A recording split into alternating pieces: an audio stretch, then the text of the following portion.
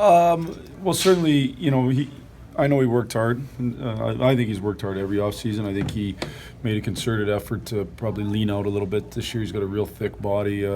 When he lifts hard, he tends to put lots of muscle mass on. I think he made a concerted effort to lean out a little bit and to try to get as quick as he possibly could. And so, it'll be fun to watch. Now, tonight is obviously the first game, so we won't put too much emphasis in one game, but it'll be good for him to get back out there. I mean, it'll be up to him primarily, obviously, but there's still a role on his for him on his team, isn't there? Or? Well, I mean, he's a guy who has scored in the past, and if you look around the lineup, there's not a long history of a bunch of guys that are goal scorers. So, he's somebody that has, and his role was a bit different. I understand that, but he still has. I mean, after you get past those first few guys, there's not any guys that have scored 20 goals in their careers, and it doesn't mean they can't do it this year. It just means they have, and he's somebody that has. So. We'd like to. I'd like to get Abby playing at a super high level, and so would he. He hasn't scored those goals since Pavel. I mean, is that? Well, I don't know if it's just since Pavel. My first year, I didn't play with Pavel. He played with Hank.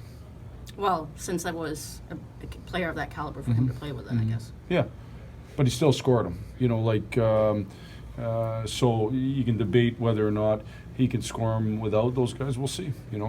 He's somebody that has had a scoring touch. He had it when he was 16 years old when I first saw him. He had it when he was at Michigan State. He had it in the minors, and he's had it at times here. And not only was he playing with good players at that time, with whether it was Pav and Z or both, but you get more ice time. So let's just watch and let's see how he plays. Is it one of the keys for him? It seems like when he's physically engaged and he becomes harder to play against, especially around the net, and that kind of leads sometimes to offense for him.